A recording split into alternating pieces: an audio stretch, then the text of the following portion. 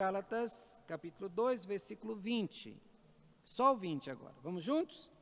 Logo, já não sou eu quem vive, mas Cristo vive em mim. E esse viver que agora tenho na carne, vivo pela fé no Filho de Deus, que me amou e a si mesmo se entregou por mim. Meus irmãos, a conversão é um milagre. Deus pegar um coração totalmente pervertido, totalmente corrupto, totalmente perdido, e Ele então trabalhar esse coração de maneira que esse coração perdido agora então caminha para a vida, quer fazer o bem estando acostumado ao mal. Esse coração que antes perdido agora sabe para onde ir, tem um rumo. Nós precisamos de um rumo, de um norte, precisamos de objetivo para a nossa vida. Será que alguém que trabalha e junta muito dinheiro, ele conseguiu o objetivo? Morreu, o que aconteceu? Fica tudo para trás. Seria esse o melhor objetivo? Eu vou trabalhar muito para ter muita saúde, vou ter muita saúde. Um dia a saúde acaba. É o melhor objetivo? Para a gente, então, quando encontra o Senhor, a gente percebe que o melhor objetivo para a nossa vida é usar a nossa vida, como o texto diz aqui, esse viver que agora eu vivo na carne, eu vivo pela fé no Filho de Deus. Não sou eu quem vive, mas Cristo vive em mim.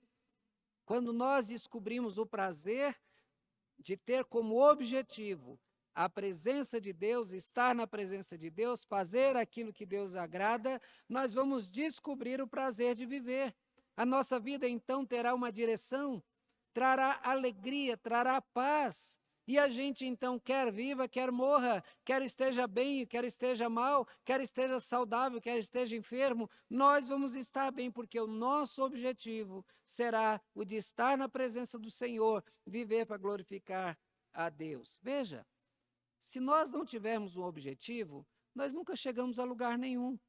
Se alguém chegar para outro e dizer, corre, ele vai correr até ali e dizer, mas eu vou correr até onde? Eu preciso ter um objetivo. Porque quando eu saio com o objetivo, eu corro para chegar num lugar. E quando eu chego lá, eu digo, completei a minha carreira, como Paulo disse, ao final da sua vida. Ele tinha um objetivo, ele cumpriu o seu objetivo. Ele diz, agora a coroa me espera. Agora eu estou certo de que eu fiz aquilo para o que eu fui chamado por Deus. Deus me usou. Lá em Efésios, do capítulo 1, versículo 4, diz, assim como nos escolheu nele antes da fundação do mundo, para sermos santos e irrepreensíveis perante ele, e em amor nos predestinou para ele, para a adoção de filhos, por meio de Jesus Cristo, segundo o beneplácito da sua vontade, a fim de sermos para louvor da sua glória, nós, os que de antemão esperamos em Cristo. Então, o objetivo da nossa vida é louvar a glória do Senhor, a fim de sermos para louvor da sua glória.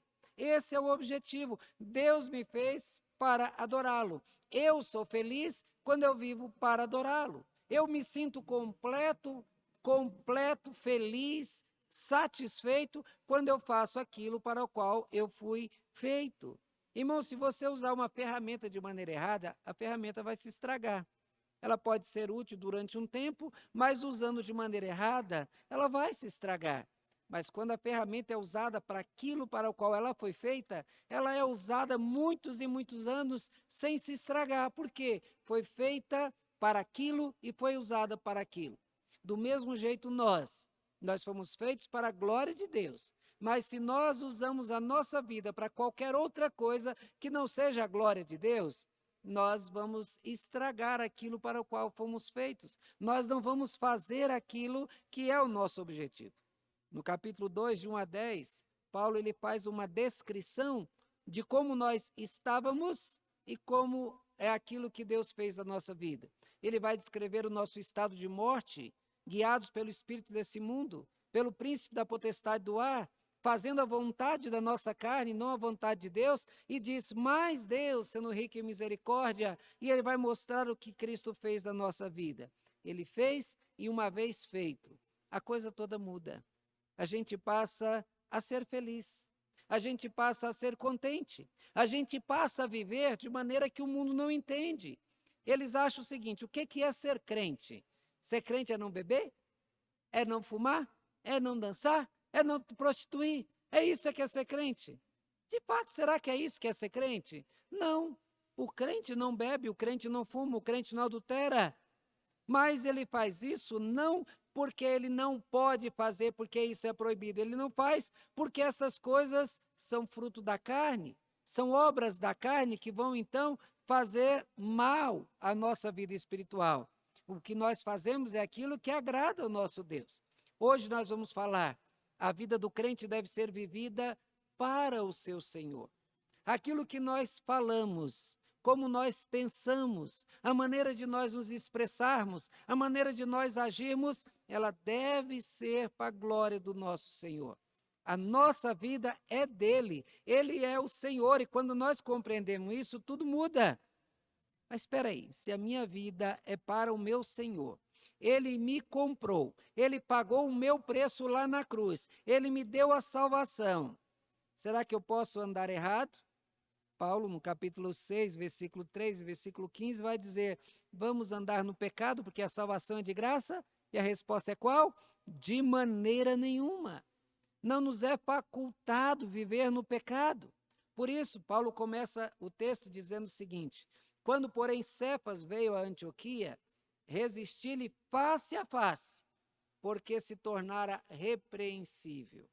O que nós vimos desse texto aqui, que quando um crente erra, ele deve ser confrontado, deve ser chamado a atenção, ele deve ser chamado à responsabilidade. Ninguém é obrigado a ser crente, ninguém. Ninguém obriga ninguém a fazer parte de uma igreja. O evangelho é pregado, a boa notícia é espalhada. Se alguém ouviu a boa notícia, foi tocado o seu coração, e agora então ela quer viver para esse Cristo, ela agora vai proclamar Cristo como seu Salvador. Mas aí que está, a partir desse momento, será cobrado dela que viva como um crente. Porque uma pessoa casada deve viver como uma pessoa casada. Uma mulher deve viver como uma mulher e não como uma menina adolescente. Tem umas mulheres aí que se vestem como adolescente, fica uma coisa ridícula. Porque uma coisa é ser uma mulher, outra coisa é ser uma adolescente. Não dá para fazer uma coisa, viver dessa maneira. Do mesmo jeito, o crente tem a responsabilidade de viver como crente. Só que pessoas se recusam a ser chamadas a atenção. Tem muita gente que quer viver na igreja, desculpa, quer viver como crente, dizer que é crente, mas quer viver uma vida totalmente aberta. É como aqueles relacionamentos abertos que a pessoa diz que é casada, mas tem outros relacionamentos. Não dá. Quando Pedro vai falar do nosso relacionamento com Deus, lá em 1 Pedro 2,9, ele diz, vós, porém, sois raça eleita, sacerdócio real, nação santa, povo de quê? Propriedade exclusiva de Deus. Deus, ele exige que aquele que é dele seja só dele. A glória dele ele não divide com ninguém. Ele não divide você com ninguém. Portanto, aquela pessoa que é dele, ele vai querer que viva para ele. E aí, então, se essa pessoa, ela começa a fazer coisa errada, ela tem que ser chamada a atenção. Eu já tive várias situações onde pessoas que se diziam crentes, que estavam no pecado, e que aí, então, foi chamada ao conselho, e a resposta foi, por quê?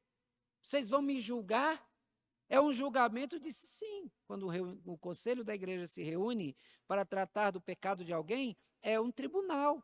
Tanto é que a Constituição diz que nós devemos montar o tribunal para fazer o julgamento. Então, esse julgamento ele é feito. Por que a pessoa, então, tem que ser julgada? Porque ela agora, ela é crente, mas ela não está querendo viver como crente. Por que Pedro deveria ser repreendido? Veja que Paulo vai tratar aqui. Olha, antes de chegarem alguns da parte de Tiago, ele comia com gentios. Quando, porém, chegaram, afastou-se e, por fim, veio apartar-se, temendo os da circuncisão. E também os demais judeus dissimularam com ele, a ponto de o próprio Barnabé ter se deixado levar pela dissimulação dele. Pedro não agiu com a verdade. Pedro chegou a Antioquia e lá tinha um monte de crentes, novos crentes que não eram judeus. Eram gentios convertidos. E ele então se alegrou na presença deles. Sentou com eles, comeu com eles, conversou com eles, e tratando eles com toda honra, com toda simpatia, Aí então chegaram de Jerusalém alguns crentes, junto com Tiago, irmão de Jesus. E Tiago era um judeu muito ferrenho, muito preso ao cumprimento da lei. E quando ele chegou então, o que Pedro fez? Pedro se afastou dos crentes gentios e ficou só com os crentes que foram convertidos do judaísmo. E nesse momento então, Paulo se revoltou.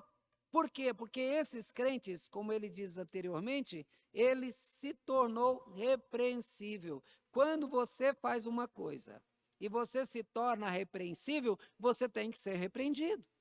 Alguém tem que chegar para você e dizer: isso não pode, isso está errado. Pedro não agiu com a verdade. Ele estava muito preso às tradições, aos costumes e à lei, só que ele esqueceu da graça de Deus. E quando o evangelho foi pregado para todos os povos, como Jesus mandou, pessoas que nunca fizeram parte do judaísmo, que não conheciam a lei, que não conheciam os costumes judaicos, se converteram. E eles não tinham que cumprir esses costumes judaicos, porque eles faziam parte da igreja, não do judaísmo. Há um tempo atrás, eu fui obrigado a fazer como Paulo fez com Pedro aqui.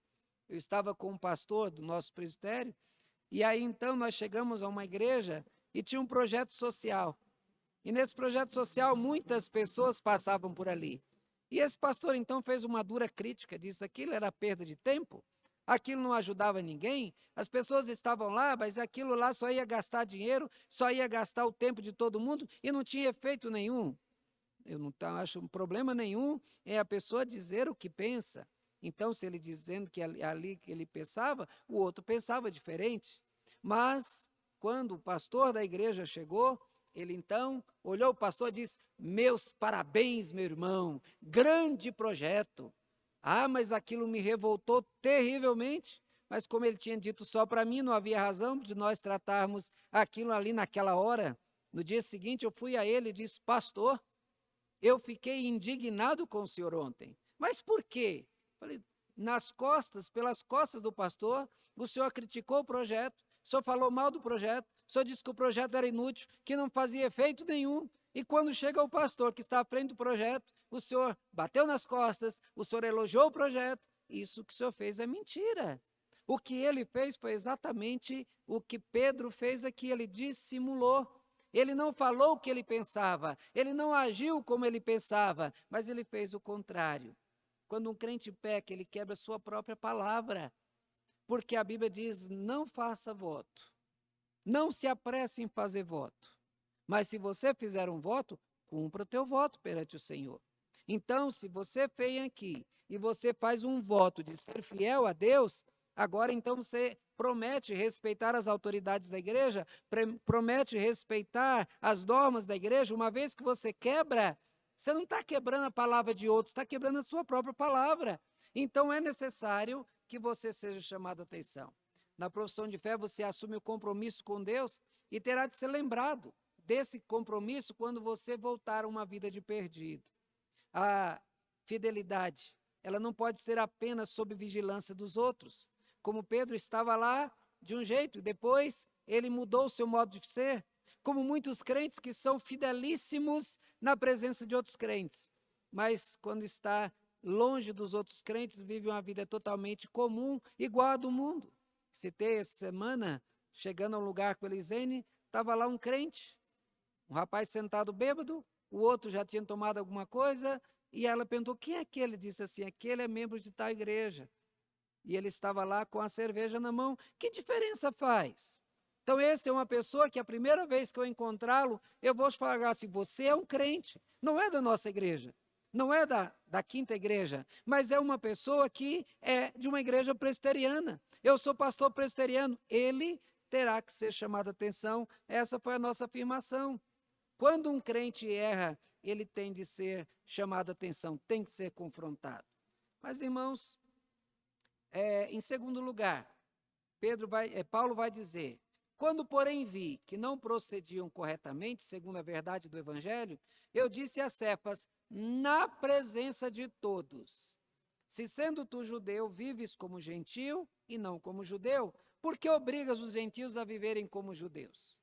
O que Paulo nos ensina aqui, que erros públicos devem ser punidos publicamente.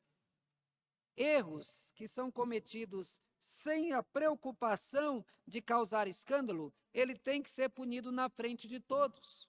Eu vou ler aqui na nossa Constituição, o que diz o verso 16 da página 144. Deixa eu ver aqui. Página 144, que ela vai nos ensinar o seguinte: as faltas públicas, caso em que, além da ciência pessoal, dá-se a conhecimento à igreja. Mas é o artigo 16. Nenhuma sentença será proferida sem que tenha sido assegurado ao acusado o direito de defender-se.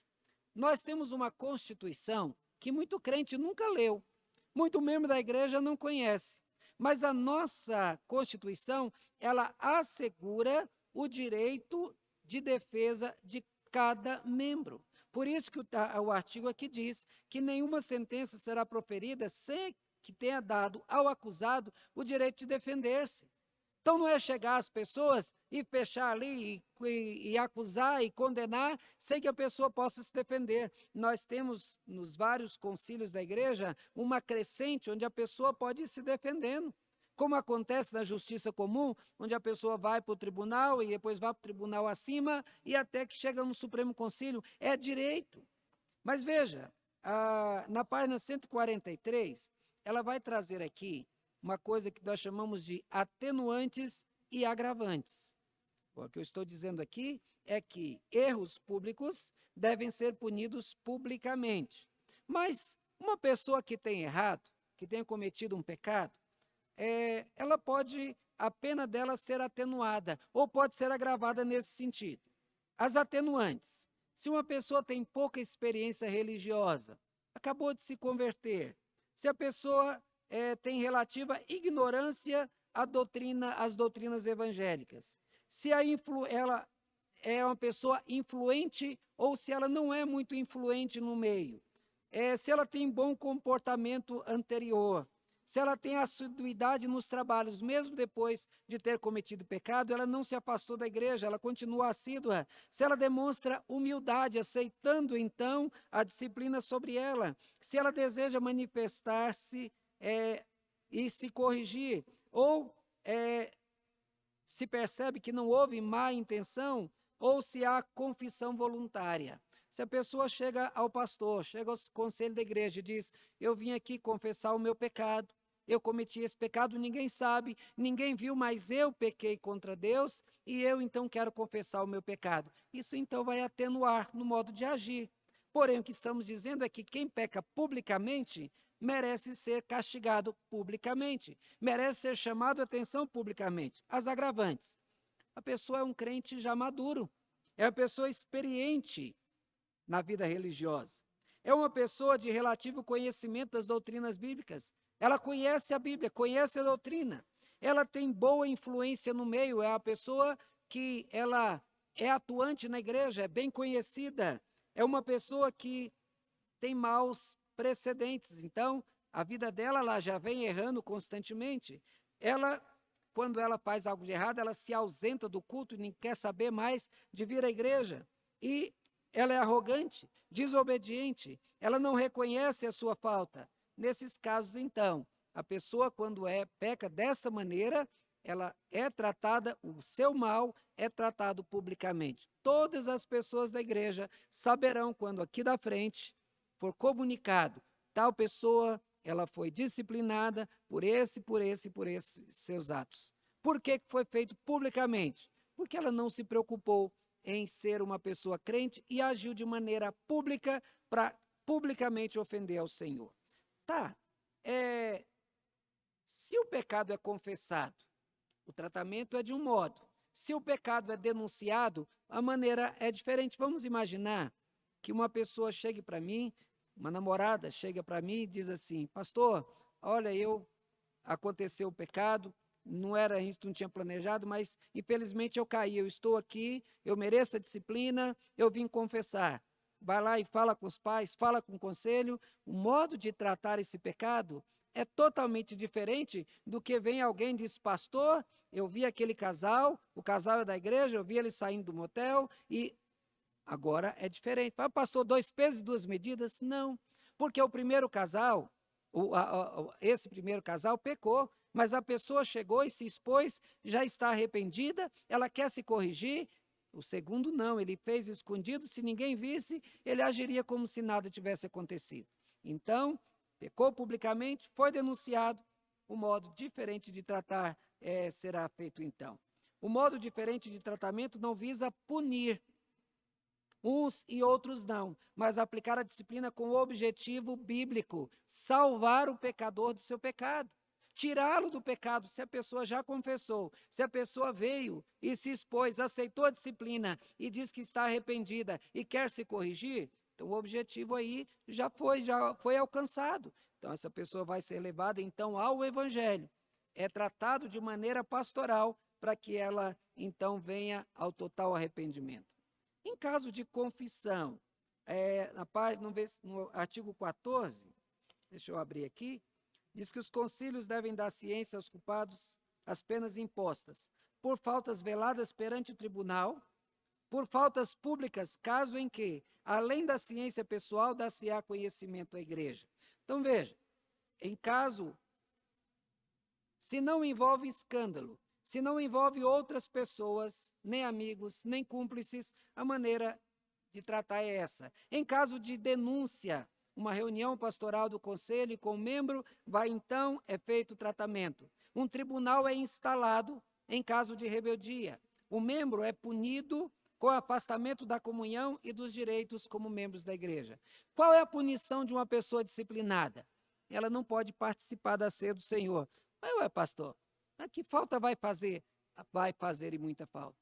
O crente de verdade sabe a grande falta que é não poder participar da ceia do Senhor. Porque a ceia do Senhor é um sacramento, é algo sagrado, é uma fonte de bênção de Deus, porque a pessoa, ao tomar a ceia, ela é abençoada por Deus. É um meio de graça, de receber a graça do Senhor. E uma vez que essa pessoa é afastada, esse meio é quebrado. Fatalmente, a vida espiritual dessa pessoa, ela vai andar vai cair, vai afundar. Por quê? Porque ela está afastada da graça de Deus. Afastada da graça de Deus, o próprio inimigo vai ter muita mais autoridade na vida dele. O membro, ele é afastado da comunhão e dos seus direitos. Se o pecado é público, o tratamento também o será. Na página 141 também vai tratar isso. Deixa eu ver aqui. Os artigos A e B que diz o seguinte. Não, deixa esses artigos. Veja só, como nós acabamos de dizer, sendo assim, se um crente erra, ele deve confiar na misericórdia divina.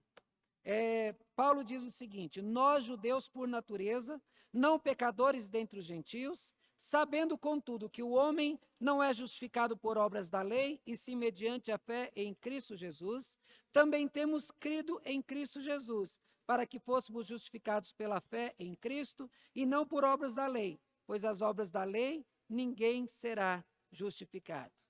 Meus irmãos, a igreja, ela não aplica penitência para que a pessoa cumpra e assim assegure o seu perdão.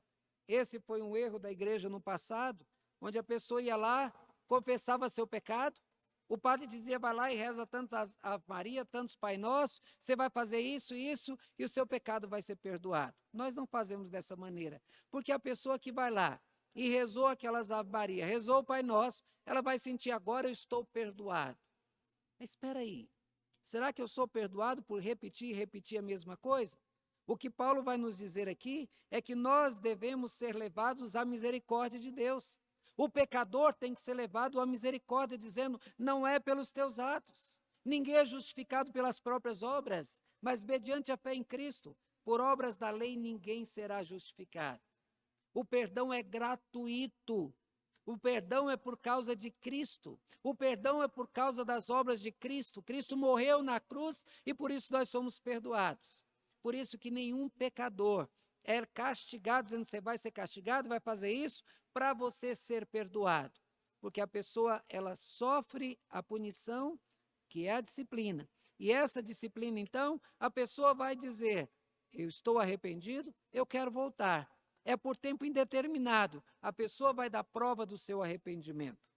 A vida anterior de fidelidade em nada minimiza o peso do pecado. Pelo contrário, é um agravante. O membro sempre foi fiel. O membro sempre fez tudo certo. O membro sempre fez a coisa certa. De repente, ele vai lá e chuta o pau da barraca e faz tudo errado. E causa escândalo, e envergonha a igreja, envergonha Cristo. Nesse caso, o que ele fez de certo a vida inteira é tudo jogado fora. Você já viu que a gente não lembra o que a pessoa fez de bem quando ele faz alguma coisa errada? A pessoa pode ser o melhor motorista, mas do dia que ele bateu o carro, você vai sempre lembrar que ele bateu o carro. A pessoa pode ser a pessoa melhor cozinheira, mas no dia que ela errar na mão e tacar sal, né, Fátima? Você vai lembrar da comida salgada. Mas você não vai lembrar dos outros dias que você comeu e a comida foi boa. O erro, ele pesa muito na nossa vida. Portanto, a gente tem que tomar cuidado, porque a gente constrói a nossa vida durante a vida inteira. Mas, por um ato, a gente faz cair toda uma vida, a sujeira vem e ela sobrepõe a tudo aquilo que nós fizemos certo. Portanto, que Paulo nos ensina que o crente deve, se caso pecar, buscar e confiar na misericórdia do Senhor para o seu perdão. Mas também, ele diz, mas se procurando ser justificado em Cristo, fomos nós mesmos também achados pecadores, dar-se-á o caso de ser Cristo o ministro do pecado? Certo que não, porque se torno a edificar aquilo que destruí, a mim mesmo me constituo transgressor, porque eu, mediante a própria lei, morri para a lei, a fim de viver para Deus. O crente não deve voltar à escravidão. Meus irmãos, a pessoa peca porque é escravo do pecado. O viciado, ele vai procurar satisfazer o seu vício porque ele é escravo do seu vício. A pessoa que comete o pecado, ela está voltando ao seu pecado como escravo do pecado. Porque ela agora, uma vez crente, tendo o Espírito de Deus no seu coração, ela pode dizer não. Se ela volta ao mesmo lugar, se ela volta a fazer aquilo que fez de errado, é porque ela deixou de lutar, deixou de usar as armas, a armadura de Deus, deixando de usar, você vai ficar fraco. Como eu já citei, Romanos 6, 3 e 15, diz que nós não podemos voltar ao pecado porque a salvação é de graça. Tiago pregou isso um domingo, mostrando isso, no texto que ele pregou lá de Judas, mostrando isso, porque o que estava sendo ensinado pelos falsos mestres é ensinando que a pessoa deveria pecar bastante para que a graça de Deus superabundasse. Ou seja, eu vou pecar bastante para eu estar bem sujo, para Deus ter que me lavar bastante e assim o pecado, a pureza que Ele vai me dar vai ser ainda maior. Todo o esforço humano é inútil para conquistar a paz com Deus. Nós acabamos de cantar isso, no texto que mostrava que estávamos perdidos. Primeiro hino que nós cantamos, estávamos perdidos, estávamos afastados de Deus. Ninguém consegue sentir paz sem Cristo. Pode tentar, pode lutar, pode se esforçar, mas não vai alcançar a paz que somente Cristo dá. Irmãos, quem entendeu isso foi Lutero. Lutero era um homem temente a Deus, mas ele tinha pensamentos pecaminosos, que nem a história cita quais eram, mas ele tinha pensamentos pecaminosos. E ele então fazia penitência. Lembra no filme que passou, quando ele era para limpar o chão, ele limpava tanto o chão que brilhava aquilo, chegava, refletia. E aí então a pessoa, mas por que você faz isso? Não, mas ele fazia aquilo como uma penitência, ele queria deixar de pensar no pecado. Mas o pecado ainda continuava nele. Ele batia com chicotes, fazendo penitência, se autoflagelando, mas continuava pensando em pecar. Tem um homem que a Igreja Católica o chama de Santo Antão, ele se castrou, cortou tudo, ficou sem nada. Fez uma casa alta numa árvore, assim, um lugar alto, e ficou mais de 20 anos ali. Diz o Santo Antão, não, porque ele mesmo não tendo seus órgãos sexuais, ele ainda continuava pensando em sexo e desejando sexo. E ele descobriu que não está nos órgãos sexuais, mas está na sua cabeça. Ele tentou todos os modos e não alcançou a paz com Deus. É isso que nós estamos mostrando aqui, que o crente não pode de maneira nenhuma voltar à escravidão, porque ele estava lá perdido. Ele foi alcançado pelo Senhor. Paulo trata aqui a respeito da justificação, que ela não pode ser por obras, mas pela fé. A paz só alcançada pela fé na graça e na misericórdia divina. Voltar a confiar nas obras é voltar à escravidão antes da nossa conversão. É neutralizar, é não querer a graça do Senhor. Voltar ao pecado é agir como uma porca lavada que volta à lama, ou como o cachorro que volta a comer o seu vômito. A situação é terrível, é como a situação dos escravos no Brasil.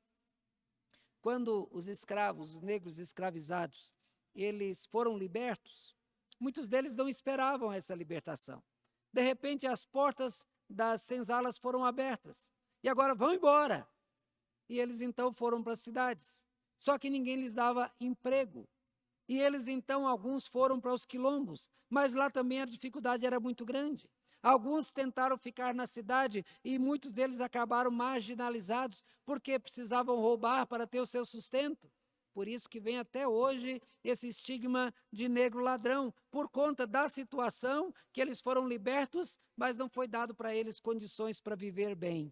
E aí, muitos desses voltaram às antigas fazendas. Eles se entregavam ao trabalho escravo, agora livres, porque eles tinham pelo menos comida. Para não passarem fome, eles voltaram à situação de escravo. Essa mesma situação que acontece com um crente, que foi liberto, mas que ele quer experimentar um pouquinho do pecado que ele tinha antes, um pouquinho do prazer que ele tinha antes, e ele então volta à escravidão. Como um escravo que vai trabalhar para comer só um pouquinho de comida, ele vai tentar, como um rato que sai do seu buraco para pegar ali um pedacinho de queijo, ele vai sair, corre de novo para a sua toca. Isso é terrível. Assim, a pessoa acaba voltando. Mas, de modo, o último ponto que o texto nos dá é que o crente consciente ele não anula a graça recebida de Cristo. Paulo termina dizendo, não anula a graça de Deus. Pois se a justiça é mediante a lei, segue-se que Cristo morreu em vão. Meus irmãos, o crente não pode anular a graça voltando a querer comprar a sua salvação. Quem confia em si mesmo não precisa de Salvador. Eu falei isso ontem no culto lá na casa da irmã Fátima, mostrando que a pessoa só crê no milagre quando ela vê a sua fragilidade total. Ela não pode fazer. Mas quando ela vê que ela é totalmente incapaz, ela agora então ora pedindo a Deus que faça um milagre. Senhor, eu não tenho jeito. Aquela mulher que foi curada, aquela mulher encurvada, 18 anos gastando todo o seu dinheiro em remédio. Mas quando ela viu que não tinha mais nenhum recurso, ela busca o Senhor. Não é assim que muitas vezes os crentes fazem.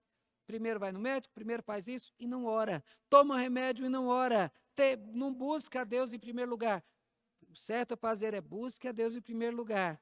Tome o remédio orando para que Deus faça a obra através daquele remédio, através do médico. E aí, então, se confie a Deus e vá no médico. O rei Asa, o texto diz claramente, Asa morreu da doença nos pés. Por quê? Porque na sua doença ele confiou nos médicos e não confiou no Senhor. Não há problema procurar os médicos. Mas nós devemos manter a nossa confiança no Senhor, pedindo a Deus que vá à frente, que controle, que dirija a mão dos médicos, o saber dos médicos, para que o remédio dado seja de acordo com o que Deus quer para fazer o bem. E quando você melhorar da dor, você vai dizer graças a Deus, não graças ao médico, não graças ao remédio. Portanto, o crente não pode anular a graça do Senhor, ele tem que continuar, mesmo depois de crente, continuar crendo que ele precisa do Salvador, continuar dependendo da graça do Senhor. Ele não anula a graça. Dizer que Cristo, que não precisa da graça de Cristo, é como dizer que ele morreu inutilmente. Espera aí, se você pode ser salvo sem que Cristo tenha morrido por você, para que Cristo morreu? Se você pode ser salvo vindo à igreja, cantando, fazendo obras e dando dinheiro para os outros, Para que Cristo morreu? É isso que o Espiritismo prega. Você vai se tornar uma pessoa iluminada, mas você não vai conseguir nada se não for através de Cristo. Por isso a preocupação de Paulo: eu não vou anular a graça de Cristo, eu vou continuar crendo na graça, sabendo que as minhas obras, ninguém é justificado por obras. E aí então ele diz o versículo que nós começamos: eu estou crucificado com Cristo. Já não sou eu quem vive, mas é Cristo quem vive em mim. E esse viver que agora tenho na carne, vivo pela fé no Filho de Deus, que me amou e a si mesmo se entregou por mim.